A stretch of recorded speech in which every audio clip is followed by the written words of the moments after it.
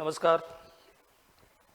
Vidyasagar academy आणि excellence agriculture अकॅडमीमध्ये आपल्या सगळ्यांचं सहर्ष स्वागत. यूट्यूब चॅनलवर आपल्या सगळ्यांचं स्वागत. येणाऱ्या पूर्व परीक्षेसाठी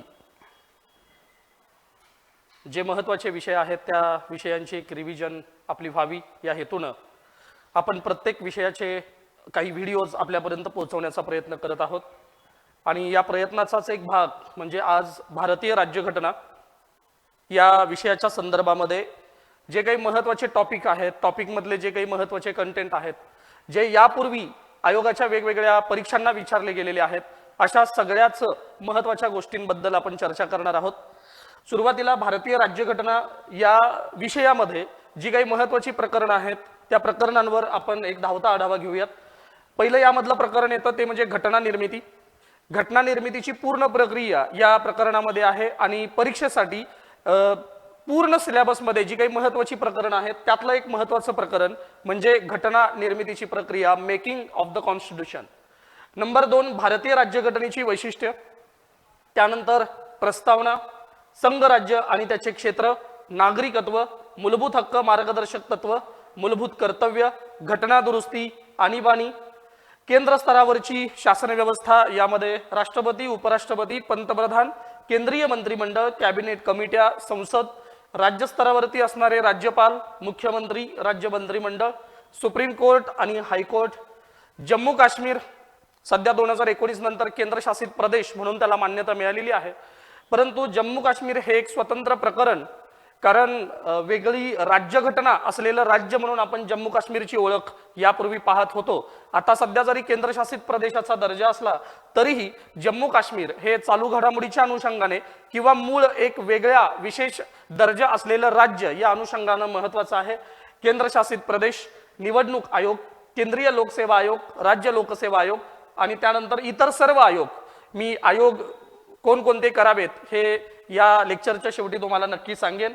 महत्त्वाची काही पद आहेत यामध्ये कॅग, केंद्रीय स्तरावरती असणारे महान्यायवादी, राज्य स्तरावरती राज्याचा वकील म्हणून काम करणारे महाधिवक्ता आणि काही घटनात्मक आणि घटनाबाह्य आयोग ज्यावरती नेहमी प्रश्न विचारले जातात. आपण या रिव्हिजन लेक्चर सिरीजमध्ये या सगळ्याच गोष्टींना स्पर्श करण्याचा प्रयत्न करणार आहोत. काही सूचना मी यापूर्वीच आपल्याला देऊ इच्छितो. साधारणतः 3 ते 4 तासांमध्ये आपल्याला पूर्ण राज्यघटना पहिल्या टॉपिक पासून ते अगदी जी काही महत्त्वाचे टॉपिक आहेत आणि त्यामधले कंटेंट आहेत त्यावरती विद्यार्थ्यांना त्याची चांगल्या पद्धतीने रिव्हिजन व्हावी आणि येणाऱ्या परीक्षेला जो काही कालावधी कमी राहिलेला आहे या कमी कालावधीमध्ये एक धावता आढावा त्या विषयाचा घेता यावा या केवळ एकाच हेतूने आपण ही सिरीज चालू केलेली आहे. त्यामुळे सगळ्याच मुद्द्यांना आपल्याला न्याय देता येणार नाही, डिटेल त्याची मांडणी करता येणार नाही. जी मांडणी क्लासमध्ये ऑलरेडी झालेली आहे. फक्त या 3 ते 4 तासाच्या या लेक्चर सिरीजमध्ये जर तुम्ही हे कंटिन्यू ऐकत असाल तर तुम्हाला लेक्चरमध्ये झालेल्या ज्या काही गोष्टी आहेत त्या गोष्टी निश्चितपणे आठवतील आणि त्याचा तुम्हाला फायदा होईल. जर तुम्ही पहिल्यांदाच हा व्हिडिओ पाहत असाल तर या राज्यघटना विषयामध्ये नेमके महत्त्वाचे पॉइंट्स कोणते आहेत आणि कोणत्या मुद्द्यावर आपल्याला भर द्यावा लागणार आहे याही गोष्टी तुम्हाला निश्चितपणे कळणार आहेत. ठीक आहे, तर आपण पहिल्याच प्रकरणाला सुरुवात करूयात. अर्थात घटना निर्मितीची प्रक्रिया. हे प्रकरण अभ्यासासाठी अत्यंत महत्त्वाचं आहे, परीक्षेसाठी अत्यंत महत्त्वाचं आहे. अभ्यासासाठी याचं कारण या प्रकरणामध्ये आपलं एक लॉजिक क्लिअर होतं की भारतीय राज्यघटनेमध्ये कोणकोणती तत्व आहेत या सगळ्याच गोष्टींचं जे मूळ आहे ते म्हणजे हे प्रकरण. नंबर 2 आपल्या भारताचा जो स्वातंत्र्याचा इतिहास आहे त्या इतिहासाचा उत्तरार्ध आहे. तो उत्तरार्ध म्हणजे भारतीय राज्यघटनेच्या निर्मिती प्रक्रियेची सुरुवात, हे सुद्धा महत्त्वाचं तत्व आहे. आता या घटना निर्मितीच्या प्रक्रियेमध्ये पहिल्यांदा जो अभ्यास येतो तो म्हणजे आपल्या देशात अशा एका संविधान सभेची गरज का वाटायला लागली. संविधान सभा किंवा घटना निर्मिती करण्यासाठी निर्माण झालेली घटना समिती ही प्रक्रिया काही एका दिवसात पुढे आलेली नाहीये, हे लक्षात घ्या.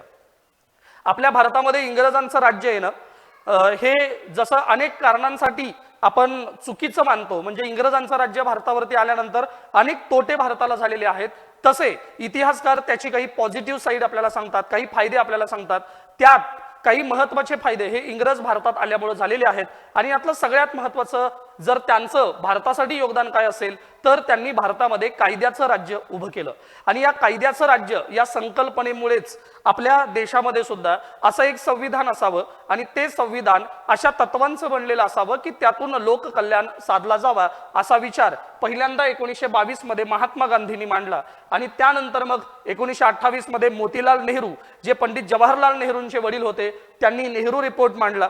त्यानंतर लोकशाहीवादी मानवतावादी साम्यवादी विचारधारा असणारे नंतर गांधीवादी झालेले मानवेंद्रनाथ रॉय यांनी सुद्धा हा विचार मांडला। 1934-38 यामध्ये 1934 राष्ट्रीय काँग्रेस संविधान सभेची मागणी करताना आपल्याला दिसते। स्वतः पंडित जवाहरलाल नेहरू 1938 मध्ये म्हणतात की संविधान सभेमध्ये जे तज्ञ निवडले जाणार आहेत त्या तज्ञांची निवडणूक ही प्रौढ मतदानाच्या आधारे घेतली जावी। म्हणजे संविधान सभा अस्तित्वात आलेली आहे 1946 मध्ये, पण त्या संदर्भातली जी मतं आहेत ती 1922 पासून मांडली जात आहेत। 1939 चा कालखंड हा यामध्ये महत्वाचा आहे कारण 1939 मध्ये दुसरं महायुद्ध सुरू झालं आणि या दुसऱ्या महायुद्धामध्ये ब्रिटिशांना भारतीयांच्या मदतीची आवश्यकता होती म्हणून दोन प्रकारच्या योजना या संविधानाच्या संदर्भात भारतात आल्या होत्या। यातली पहिली आहे लिन लित गो 1940 आणि दुसरी आहे क्रिप्स योजना 1942। परीक्षेला या संदर्भातले प्रश्न आलेले आहेत। पहिली जी योजना आली ती लिन लित गो ही योजना भारतासाठी आली। लिन लित गोने संविधानाच्या बद्दलचं एक विधान केलं की भारतीय लोक त्यांचं जे संविधान आहे ते निर्माण करू शकतील आणि त्या संविधान सभेमध्ये मुख्यतः भारतीय मेंबर असतील असं त्या लिन लित गोचं मत होतं, पण ते मत भारतीयांनी मान्य केलं नाही। नंतर आलेल्या क्रिप्स योजनेमध्ये क्रिप्सनं अशी मांडणी केली की भारताची राज्यघटना पूर्णतः भारतीयांनी तयार करावी। आता या दोन्ही मतांमध्ये फरक आहे। लिन लित गो याचं म्हणणं काय होतं की पूर्णतः मुख्यतः भारतीयांनी राज्यघटना तयार करावी, म्हणजे जर 10 सदस्य संविधान सभेमध्ये असतील तर त्या 10 पैकी 6 ते 7 सदस्य हे भारतीय असणार आहेत, पण उरलेले 3 ते 4 सदस्य हे ब्रिटनचेच असणार आहेत असं मत होतं लिन लित गो यांचं। पण क्रिप्स योजना आली आणि त्या क्रिप्स योजनेला हे जाणवलं की आता संविधान सभेच्या किंवा संविधान निर्मितीच्या प्रक्रियेमध्ये ब्रिटिशांचा हस्तक्षेप भारतीय लोक सहन करणार नाहीत, म्हणून त्यांनी मांडणी केली की भारताची राज्यघटना पूर्णतः भारतीयांनी तयार करावी आणि यालाच मान्यता देऊन दुसऱ्या महायुद्धाच्या समाप्तीनंतर ब्रिटनमध्ये निवडणुका झाल्या आणि या निवडणुकीच्या निकालामध्ये एक उदारमतवादी ॲटली नावाची व्यक्ती ही पंतप्रधान झाली आणि त्यांची इच्छा होती भारताला स्वातंत्र्य देण्याची आणि ते स्वातंत्र्य संविधानात्मक स्वातंत्र्य अपेक्षित होतं त्यांना आणि भारतामध्ये असं एक संविधान निर्माण व्हावं की ज्यातून भारतीयांचं लोककल्याण साधलं जावं। यासाठी 1946 मध्ये कॅबिनेट मिशन भारतामध्ये आलं आणि या कॅबिनेट मिशनने भारतात संविधान सभेच्या किंवा घटना निर्मितीसाठीच्या निवडणुका 1946 मध्ये घेतलेल्या आहेत। ठीक आहे, मग या कॅबिनेट मिशनने जी निवडणूक प्रक्रिया राबवली आपल्या देशामध्ये त्या निवडणूक प्रक्रियेमध्ये नेमकं जागांचा तपशील किंवा विश्लेषण कशा पद्धतीने होतं। आता आपला जो देश आहे 1946 मध्ये तो ब्रिटिश इंडिया त्यानंतर प्रिन्सली स्टेट्स म्हणजे संस्थानिक आणि चीफ कमिशनरांचे प्रांत यामध्ये विभागलेला होता। त्यामुळे या सर्व घटकांना न्याय देता यावा यासाठी आपल्या या कॅबिनेट मिशनने ब्रिटिश प्रांतांना 292 जागा, संस्थानिकांना 93 जागा आणि चीफ कमिशनरांना 4 जागा देऊ केल्या।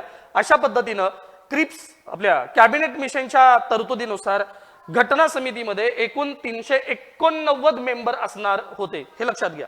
ठीक आहे, पहिला प्रश्न विचारला जाईल की कॅबिनेट मिशनच्या तरतुदीनुसार जे संविधान निर्मिती प्रक्रिया होणार होती, संविधान सभा बनवली जाणार होती, त्यामध्ये किती लोक निवडून येणार होते? 389 जागा।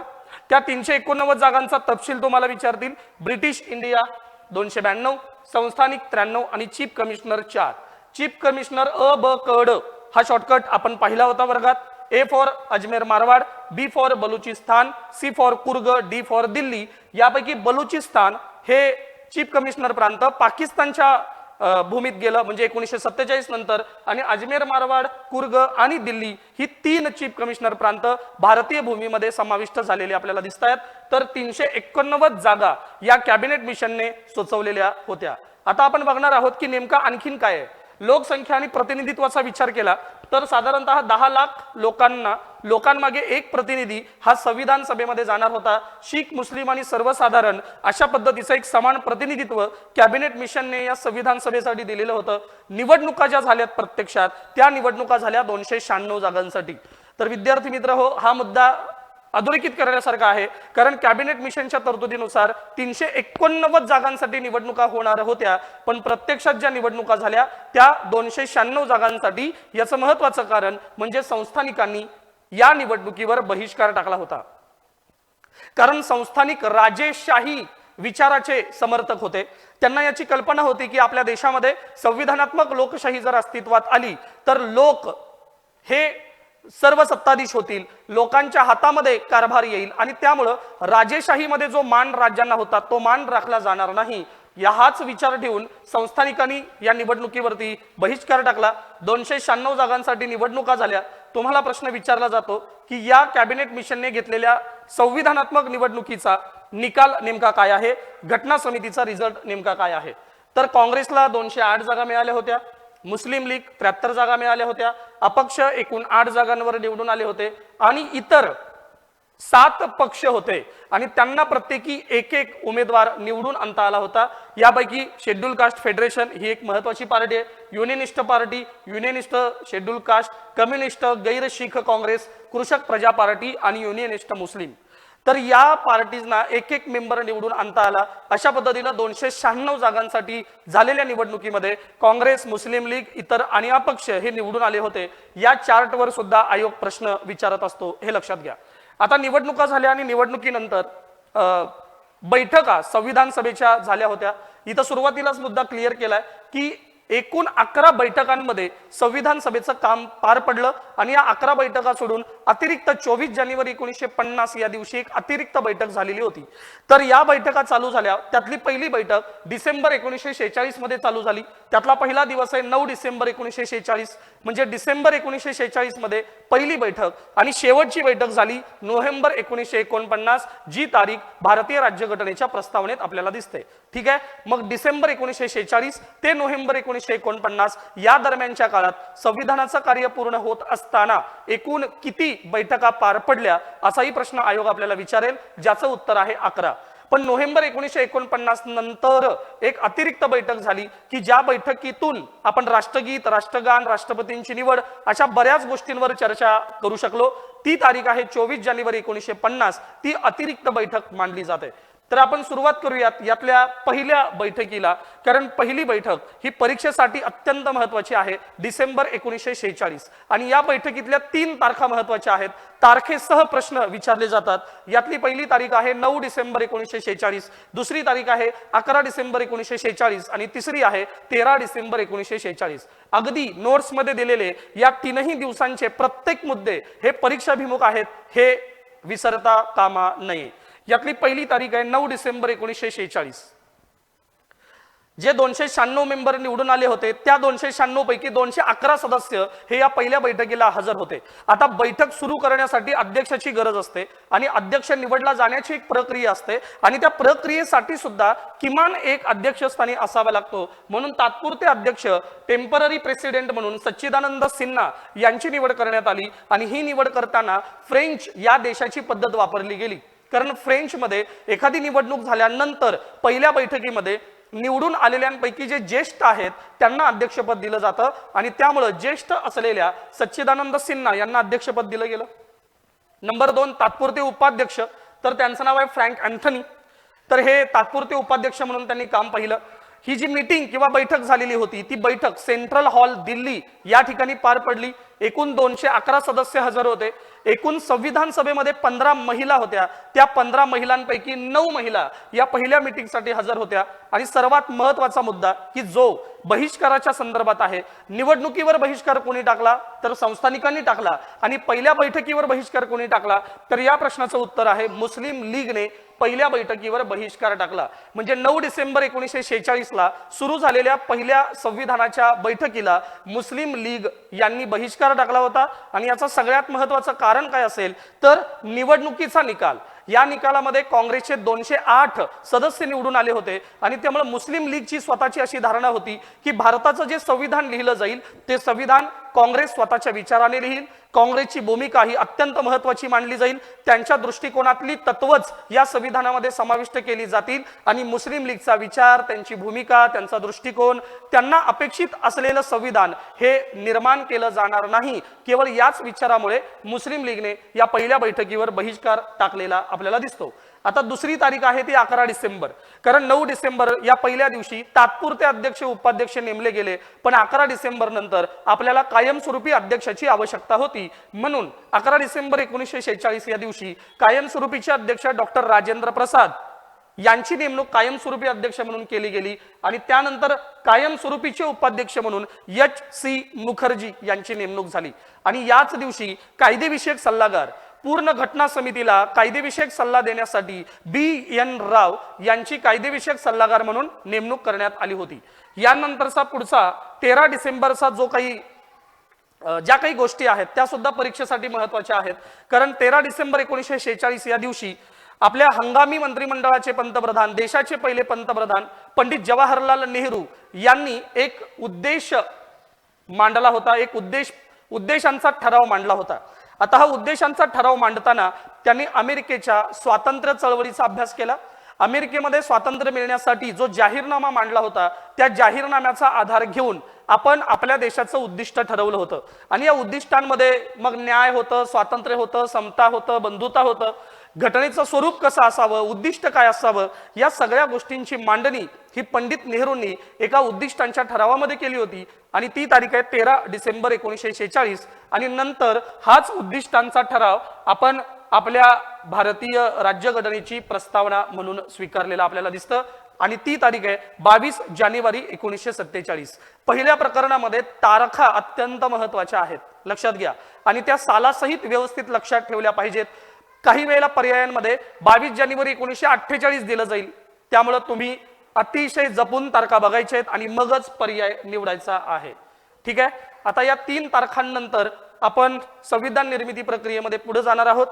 तारीख येते 13 जून 1947, ज्या दिवशी माउंट बॅटन योजना अस्तित्वात आली आणि ठरलं की भारताला आपण स्वातंत्र्य देऊ, पण हे स्वातंत्र्य भारत आणि पाकिस्तान अशा 2 देशांना दिलं जाईल। 15 जुलै या तारखेला स्वातंत्र्याचा ठराव ब्रिटिश पार्लमेंटमध्ये मांडला गेला। 18 जुलैला तो ठराव मंजूर झाला। 14 ऑगस्टला पाकिस्तानला स्वातंत्र्य मिळालं, 15 ऑगस्टला भारताला स्वातंत्र्य मिळालं। इथं आपल्या अभ्यासासाठी महत्त्वाचा विषय असा आहे की देशाला स्वातंत्र्य मिळताना काही संस्थानिक 15 ऑगस्ट 1947 पूर्वीच संविधान सभेमध्ये स्वतःहून सामील झाले होते, असे संस्थानिक कोणते, असा प्रश्न विचारला जातो आणि या प्रश्नाचं उत्तर घेऊनच आपण पुढे जाणार आहोत। मी शिकवताना हे शॉर्टकट सांगितलं होतं, उदय ने रेवती से पाटीली और कहा जया बड़ी बेकार है। यामध्ये येणारी सगळी नावं जयपूर, उदयपूर, बिकानेर, बडोदा, पटियाला ही जी नावं आहेत ही नावं ही या संस्थानिकांची नावं आहेत आणि ही संस्थानिक 1947 पूर्वीच स्वतःहून आपल्या भारतीय संविधान सभेच्या कार्यामध्ये सामील झालेली आपल्याला दिसत आहेत। आता याचा परिणाम काय झाला, पाकिस्तानची भूमी वेगळी झाली, पूर्व बंगालचा जो भाग आहे तो भाग पूर्व पाकिस्तान म्हणून वेगळा झाला आणि त्यामुळे संविधान सभेच्या रचनेत काही बदल झाला। मी मगाशी बोलल्या ज्या पद्धतीने संस्थानिकांनी निवडणुकांवर बहिष्कार टाकला होता, परंतु त्यातले काही संस्थानिक स्वतःहून संविधान सभेमध्ये येत होते, त्यामुळे 15 ऑगस्ट 1947 नंतर संविधान सभेची रचना ही पूर्णतः बदललेली आपल्याला दिसते। एकूण जागा झाल्या 299, या 299 पैकी ब्रिटिश प्रांत आणि कमिशनर यांच्या मिळून जागा झाल्या 229 आणि संस्थानिकांच्या जागा होत्या यामध्ये 70। लक्षात येतं का, 70 जागा संस्थानिकांच्या होत्या आणि त्यामुळे संस्थानिकांनी सुद्धा 15 ऑगस्ट नंतर या संविधान सभेच्या प्रक्रियेमध्ये स्वतःचा सहभाग नोंदवलेला आपल्याला दिसतो। आता एक लक्षात घ्या, 15 ऑगस्ट 1947 ला देशाला स्वातंत्र्य मिळालं आणि देशाची जी पहिली सार्वत्रिक निवडणूक आहे लोकसभेची ती झाली 1952 मध्ये।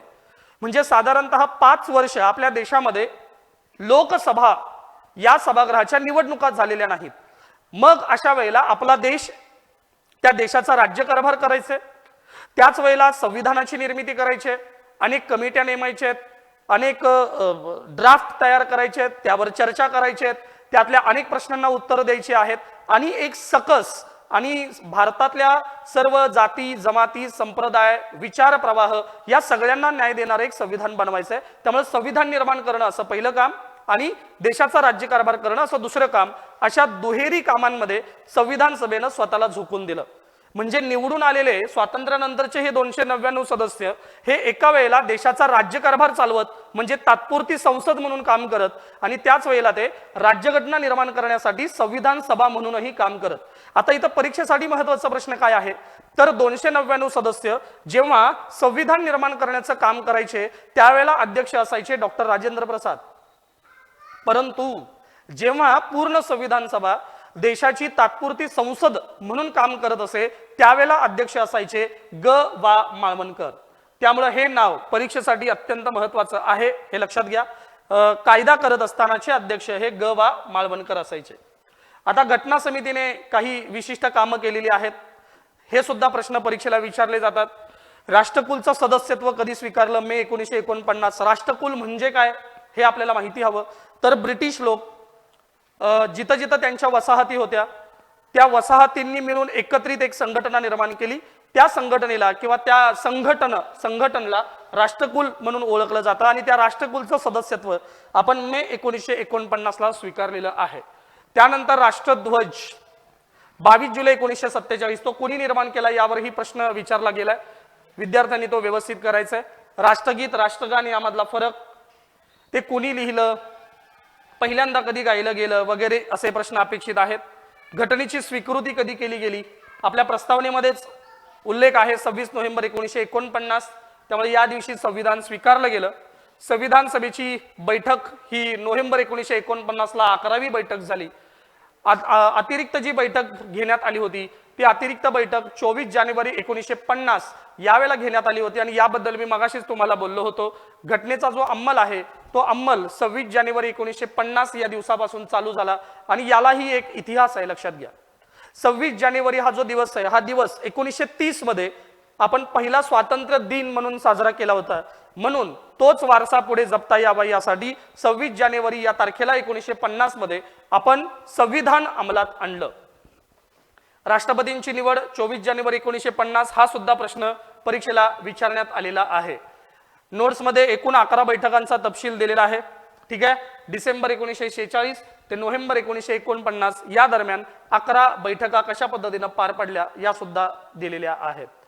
आता या प्रकरणातील अत्यंत महत्वाचा मुद्दा की जो परीक्षेला विचारलाच जातो आणि तो प्रश्न आहे, घटना निर्माण करण्यासाठी एकूण 22 समित्या निर्माण करण्यात आल्या होत्या. तुम्हाला प्रश्न विचारला जातो जोड्या लावा या स्वरूपामध्ये. एका बाजूला कमिटी दिली जाते, दुसऱ्या बाजूला कमिटीचे चेअरपर्सन म्हणजे अध्यक्ष दिले जातात, आणि तुम्हाला जोड्या लावा अशा स्वरूपाचा प्रश्न विचारला जातो. त्यामुळे सर्व विद्यार्थी-विद्यार्थिनींनी अर्थात क्लासमध्ये हे पाठ करून घेतलेलं आहे, पण ज्यांनी याकडे दुर्लक्ष केलंय त्यांना मी नम्र विनंती करेन की तुम्ही हा मुद्दा सोडून हे प्रकरण बिलकुल वाचू नका, कारण याच मुद्द्यावरती कितीतरी वेळा आधी प्रश्न आलेला आहे आणि येणाऱ्या परीक्षेला येण्याची सगळ्यात जास्त पुन्हा शक्यता आहे. ठीक आहे. अशा एकूण 22 समित्या ज्या तुम्हाला करायच्याच आहेत. आता या 22 समित्यांमध्ये एक स्पेशल कमिटी आहे, ज्या कमिटीने संविधानाचा ड्राफ्ट बनवला म्हणून त्याला ड्राफ्टिंग कमिटी असं म्हणतात, मसुदा समिती असं म्हणतात. आणि या मसुदा समितीमध्ये डॉक्टर बाबासाहेब आंबेडकरांनी त्याचं नेतृत्व केलं होतं, म्हणून डॉक्टर बाबासाहेब आंबेडकरांना आपण भारतीय राज्यघटनेचे शिल्पकार या न्यायानं नात्यानं ओळखतो. तर या मसुदा समितीच्या संदर्भात आपण सर्वार्थानं जो अपेक्षित भाग आहे तो बघणार आहोत, कारण मसुदा समिती ही अत्यंत महत्वाची आहे. त्यामुळे त्याचे अध्यक्ष कोण, मसुदा समितीची निर्मिती कधी झाली, मसुदा समितीतले सदस्य किती, एकूण 7 सदस्य बाबासाहेब आंबेडकरांना धरून, ते 7 सदस्य कोणते हा सुद्धा प्रश्न विचारला जातो. आणि या सदस्यांपैकी 2 महत्वाची नावं, त्यातलं एक नाव कृष्णम्माचारी आणि दुसरं नाव एन माधवराव, ही दोन्ही नावं हायलाइट करून घ्या. बऱ्याचदा या दोन्ही नावांवरती सुद्धा प्रश्न आलेले आपल्याला दिसतात. ठीक आहे. आता घटनेचं कामकाज होत असताना ते वाचन आणि प्रसिद्धी अशा 2 माध्यमात झालेला आहे. त्यामुळे तुम्हाला अपेक्षित प्रश्न काय आहे की घटनेचा पहिला मसुदा कधी प्रसिद्ध झाला, दुसरा मसुदा कधी प्रसिद्ध झाला, तिसरा मसुदा कधी प्रसिद्ध झाला, पहिलं वाचन, दुसरं वाचन आणि तिसरं वाचन, अनुक्रमे 3 प्रसिद्ध्या आणि 3 वाचन यांच्या तारखा आणि त्या कधी कधी झालेल्या होत्या, ते सगळे मुद्दे तुम्हाला व्यवस्थित करायचे आहेत. ठीक आहे. आता भारतीय राज्यघटनेच्या संदर्भात आणखीन काही प्रश्न आहेत बघा किती देशांच्या राज्यघटनांचा अभ्यास आपण केला त्यावेळेला भारतीय राज्यघटना निर्माण झाली, तर त्याचं उत्तर आहे एकूण 60. त्यावेळेला राज्यघटना निर्माण करण्यासाठी एकूण किती खर्च आला, तर त्याचं उत्तर आहे 64 लाख.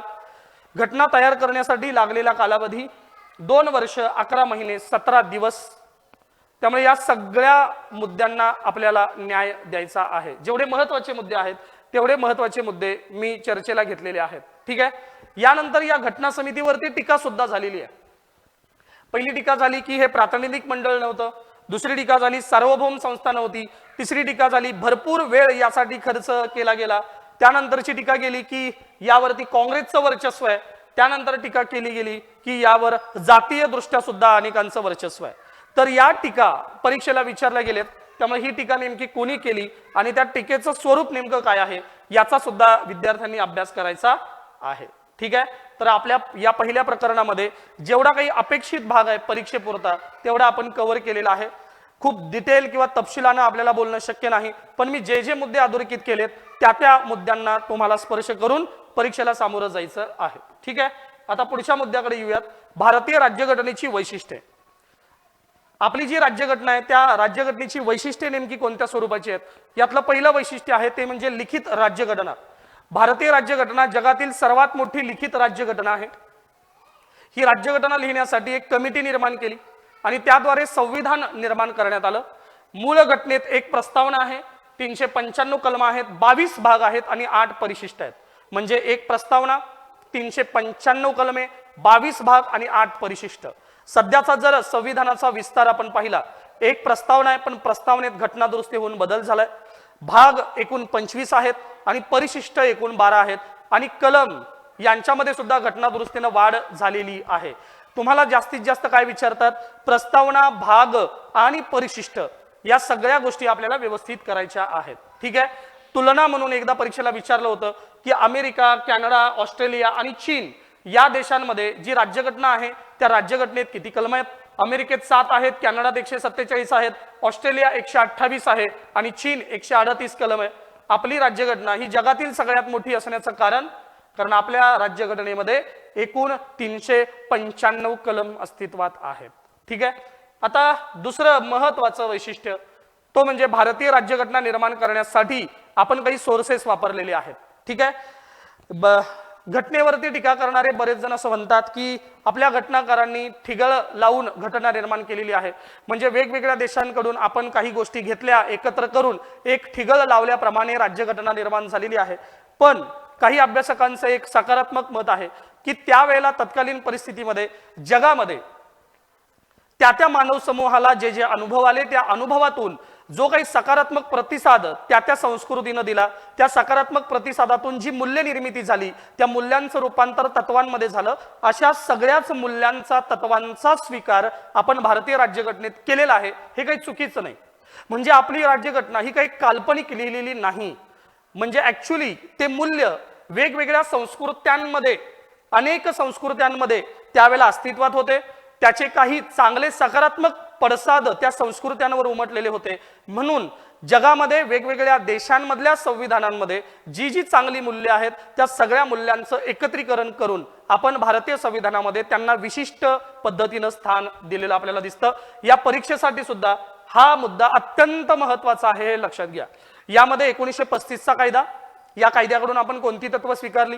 ब्रिटनची राज्यघटना, अमेरिकेची राज्यघटना, रशियाची राज्यघटना, फ्रान्स, जपान, जर्मनी, ऑस्ट्रेलिया या सगळ्याच देशांकडून आपण कोणकोणते मुद्दे स्वीकारलेले आहेत, आयर्लंड, साऊथ आफ्रिकेकडून आपण कोणते मुद्दे स्वीकारलेले आहेत, हे परीक्षेला दरवर्षी विचारलं जातच.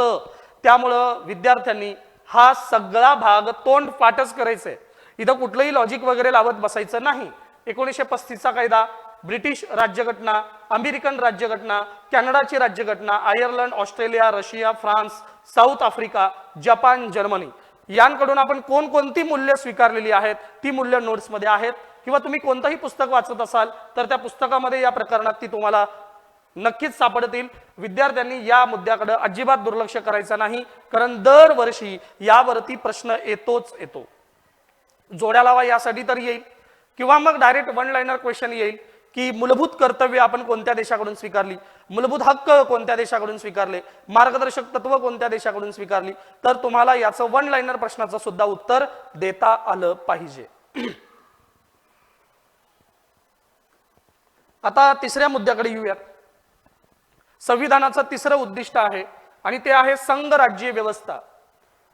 आपलं जे संविधान आहे ते फेडरल आहे, संघ राज्य ही संकल्पना स्वीकारणार आहे. आता मी फक्त एकच मुद्दा सांगेन ज्याद्वारे आपल्याला ही संकल्पना क्लिअर होईल. संघ राज्य याचा अर्थ सत्तेचं विभाजन. जिथं सत्ता विभागली जाते त्या ठिकाणी संघ राज्य व्यवस्था असते, हे लक्षात घ्या. आता आपल्या देशामध्ये सत्तेचं विभाजन हे किती स्तरात झालेलं आहे, तर सध्याचा विचार करता आपल्या देशामध्ये त्रिस्तरीय संघ राज्य व्यवस्था आहे. पहिला स्तर आहे केंद्र, दुसरा स्तर आहे राज्य आणि तिसऱ्या स्तरासाठी आपल्याला 2 घटना दुरुस्त्या कराव्या लागल्या, 73 आणि 74वी घटना दुरुस्ती. आणि या दोन्ही घटना दुरुस्तीनुसार स्थानिक स्वराज्य संस्था असा तिसरा स्तर आपण निर्माण केला आणि त्याचे पुन्हा 2 उपघटक आहेत, एक ग्रामीण पंचायत राज आणि 2 शहरी पंचायत राज. ठीक आहे, आपण फक्त सत्तेच्या विभाजनाचा सिद्धांत पाहतो आहोत. तर आपल्या देशामध्ये सत्ता ही त्रिस्तरीय आहे, केंद्रस्तरीय, राज्यस्तरीय आणि त्यानंतर आहे ती स्थानिक स्वराज्य संस्था. अशी त्रिस्तरीय संघराज्यीय व्यवस्था आपल्याकडे अस्तित्वात आहे. आता या संघराज्य व्यवस्थेबद्दल बऱ्याच जणांनी काही मतं मांडलेली आहेत.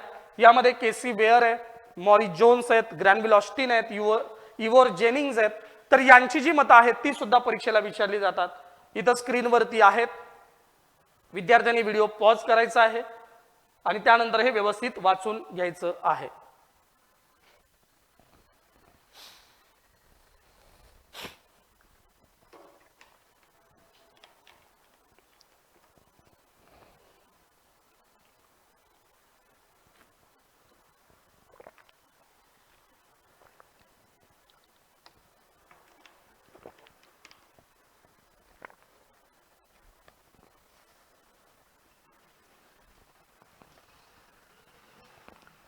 आता या संकल्पनेमध्ये आणखीन एक मुद्दा परीक्षाभिमुख महत्वाचा आहे.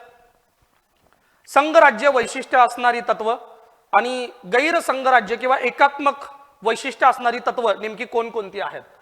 आता बघा, जिथं सत्तेचं विभाजन आहे तिथं संघ राज्य व्यवस्था आहे, हे लक्षात ठेवायचं असं मी बोललोय. केंद्र आणि राज्यांचं अस्तित्व, अधिकारांची विभागणी, लिखित घटना आणि सर्वोच्चता, घटनेची ताठरता, स्वतंत्र न्यायव्यवस्था, द्विगृही कायदे मंडळाचं अस्तित्व.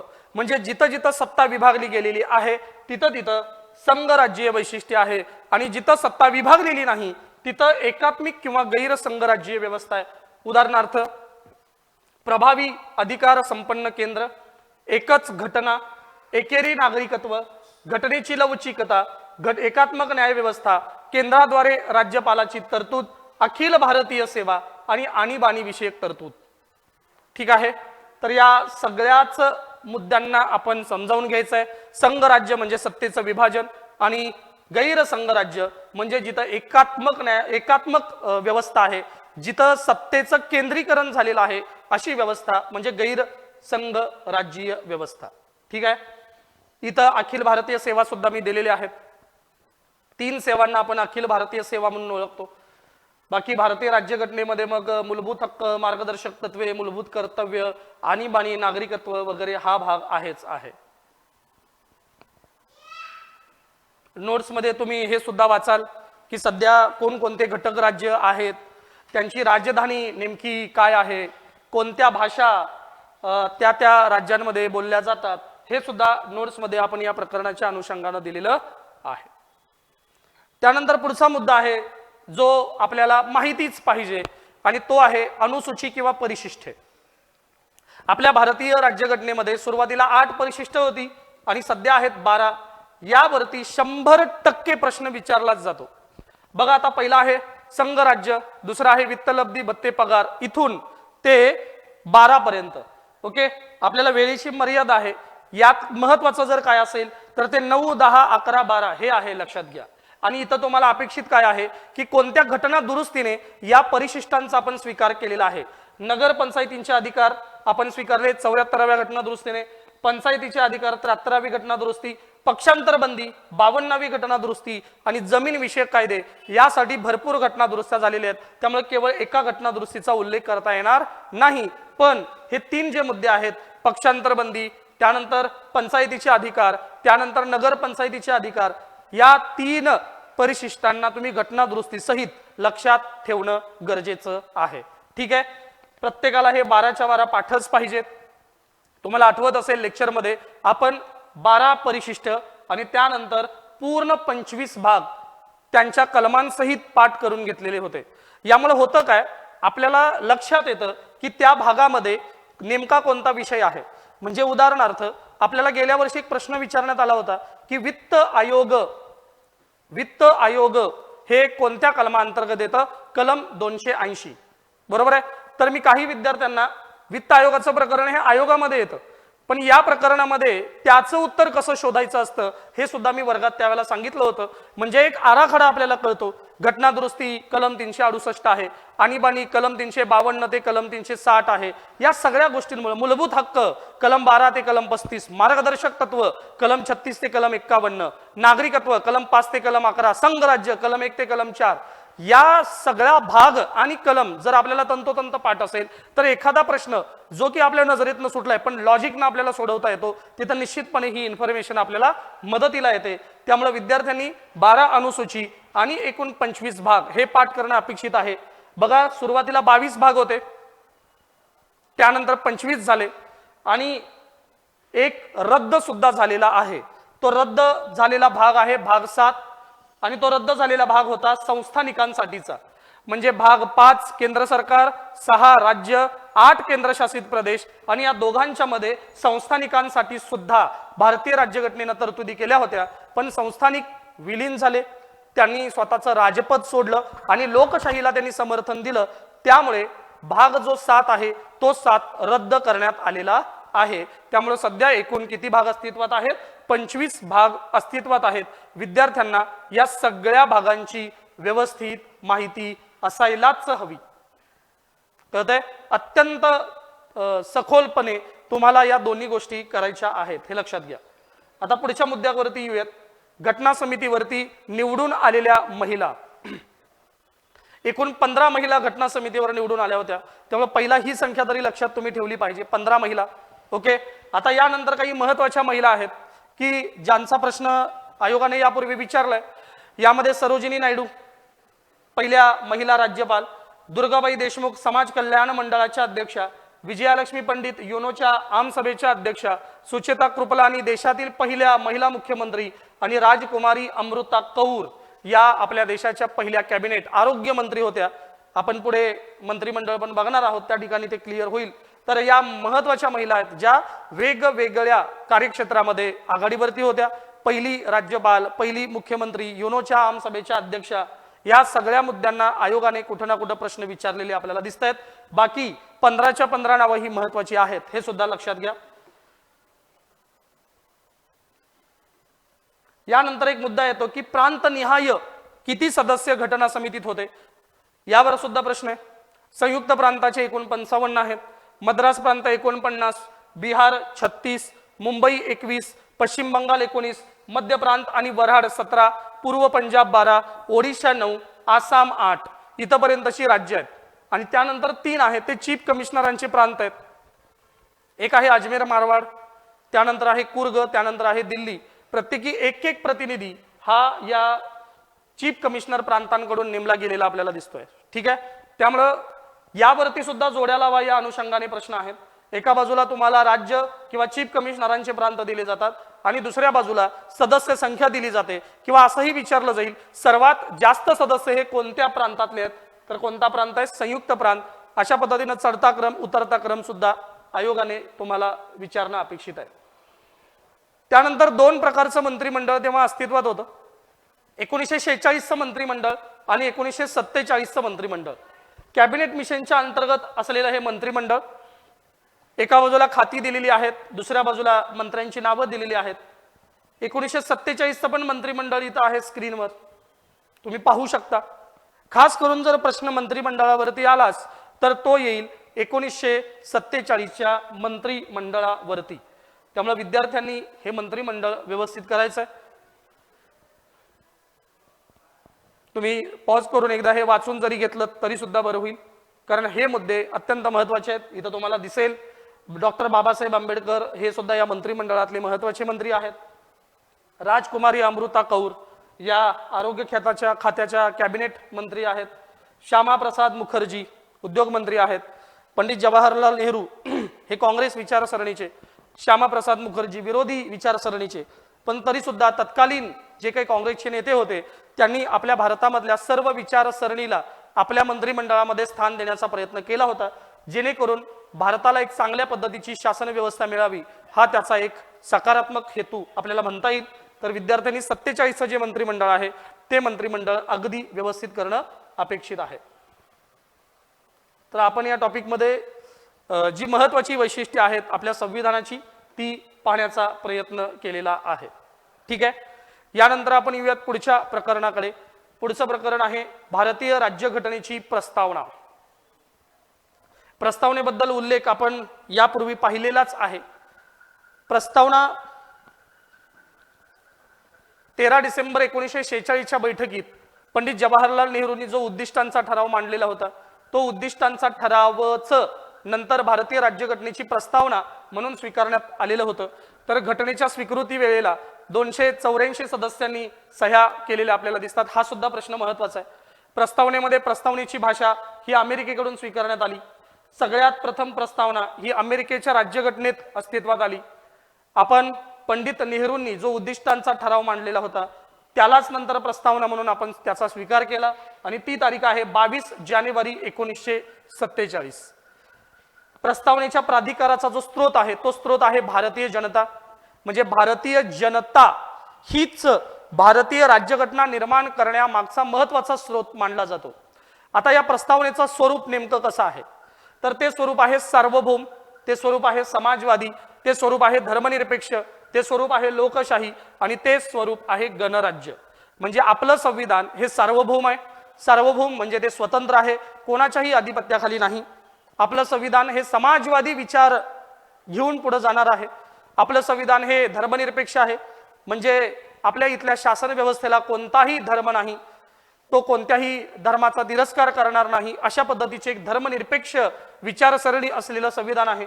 त्यानंतर लोकशाही हे आपल्या संविधानाचं स्वरूप आहे.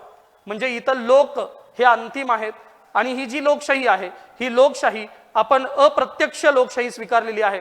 अप्रत्यक्ष लोकशाहीमध्ये पण अध्यक्षीय आणि संसदीय अशा लोकशाहीचा समावेश होतो, परंतु आपण आपल्या देशामधली स्वीकारलेली लोकशाही ही संसदीय लोकशाही आहे. आणि त्यानंतरचा शब्द आहे तो आहे गणराज्य. गण याचा अर्थ लोकांचं राज्य, म्हणजे आपण अशी लोकशाही स्वीकारली आहे की जिथं लोकांचं राज्य आहे.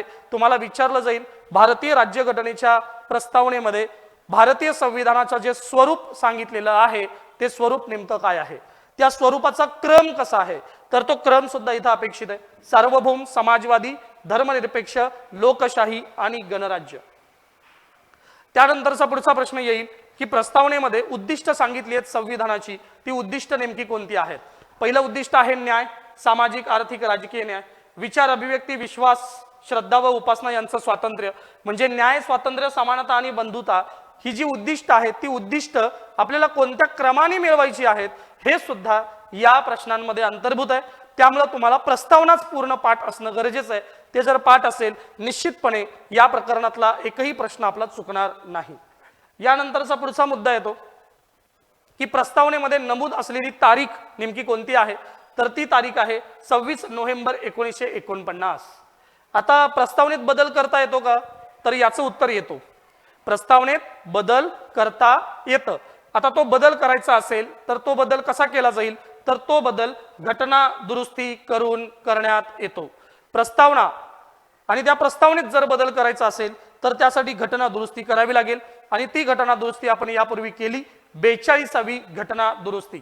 आणि या 42व्या घटना दुरुस्तीने 3 शब्द आपण प्रस्तावनेमध्ये समाविष्ट केले. त्यातला पहिला शब्द होता समाजवाद, दुसरा होता धर्मनिरपेक्षता आणि तिसरा शब्द होता एकात्मता. ठीक आहे, या 3 शब्दांचं समावेशन आपण 42व्या घटना दुरुस्ती 1976 नुसार प्रस्तावनेमध्ये केलेलं आहे. आता पुढचा मुद्दा आहे प्रस्तावना घटनेचा भाग आहे का आणि याबद्दल सुप्रीम कोर्टानेच काही महत्त्वाचे निकाल दिलेले आहेत, त्या निकालाला आपल्याला पाहायचंय। प्रस्तावना घटनेचा भाग आहे का? सुप्रीम कोर्टाकडे 1960 मध्ये एक महत्त्वाची केस आली, त्या केसचं नाव होतं बेरोबारी युनियन केस। या केसचा निकाल देताना आपल्या संविधानाच्या प्रस्तावनेबद्दल सुप्रीम कोर्ट असं म्हणतं की प्रस्तावना राज्यघटनेचा भाग नाही। त्यानंतर एक दुसरी केस सुप्रीम कोर्टाकडे आली 1973 ला, केशवानंद भारती खटला। या खटल्याच्या निकालामध्ये सुप्रीम कोर्ट असं म्हणतं की प्रस्तावना घटनेचा भाग आहे। व्यवस्थित आहे का? पहिला निकाल 1960 बेरोबारी युनियन केस, प्रस्तावना घटनेचा भाग नाही। पण 73 मध्ये केशवानंद भारती खटल्याचा निकाल देताना सुप्रीम कोर्ट म्हणतं की प्रस्तावना हा घटनेचा भाग आहे। आणि त्यानंतर LIC जो खटला 1995 ला आलेला, तेव्हा सुप्रीम कोर्टाचं म्हणणं अधिक विस्तृत आणि सखोल होतं आणि तिथं सुप्रीम कोर्ट असं म्हणतं की प्रस्तावना घटनेचा अविभाज्य भाग आहे। अविभाज्य भाग म्हणजे ज्याला घटनेपासून कधीही वेगळं करता येणार नाही असा भाग। ठीक आहे, आता याच प्रकरणात आपण आहोत म्हणून एक मुद्दा मी याला जोडून तुम्हाला सांगतो। 1973च्या केशवानंद भारती खटल्याच्या वेळेलाच सुप्रीम कोर्टाने एक महत्त्वाचा निर्णय दिला आणि तो संसद आणि राज्यघटना यांच्या सहसंबंधाचा होता। या निर्णयामध्ये सुप्रीम कोर्ट असं म्हणतं की भारतीय राज्यघटनेमध्ये दुरुस्ती करण्याचा अधिकार हा संसदेला आहे। संसद कलम 368 घटना दुरुस्तीच्या पद्धतीने संविधानामध्ये दुरुस्ती करू शकते। पण हे सांगताना सुप्रीम कोर्ट असं म्हणतं की हा बदल घटनात्मक असावा, नंबर 1, आणि नंबर 2, घटनेच्या मूळ गाभ्याला किंवा मूळ गाभ्यात बदल होईल, मूळ गाभ्याला धक्का लागेल असा कोणताही घटनात्मक बदल संसदेला करता येणार नाही। आणि जर असा बदल करण्याचा प्रयत्न संसदेनं केला तर ती घटना दुरुस्ती प्रक्रिया घटनाबाह्य घोषित करण्याचा अधिकार हा सर्वोच्च न्यायालयाला असेल। हा एक अत्यंत महत्त्वाचा निर्णय दिला आणि सुप्रीम कोर्टानं सांगितलं की घटनेत बदल करता येईल का, तर निश्चित करता येईल, पण घटनेचा मूळ गाभा हा कधीच बदलता येणार नाही। कळतंय? आणि प्रस्तावनेमधले हे जे मुद्दे आहेत, सार्वभौम, समाजवाद, धर्मनिरपेक्ष वगैरे, हे मूळ गाभा असलेले मुद्दे आहेत। त्यामुळे प्रस्तावना हा भारतीय राज्यघटनेचा अविभाज्य भाग आहे। मूळ गाभा या प्रस्तावनेतल्या तत्वांमध्ये दडलेला आहे। ठीक आहे, या नोट्समध्ये प्रस्तावनेतले सगळे मुद्दे आहेत। सार्वभौम म्हणजे काय, समाजवाद म्हणजे काय, धर्मनिरपेक्ष म्हणजे काय, तर ज्यांना एखादा मुद्दा कळाला नसेल त्यांनी तो मुद्दा वाचून क्लिअर करायचा आहे।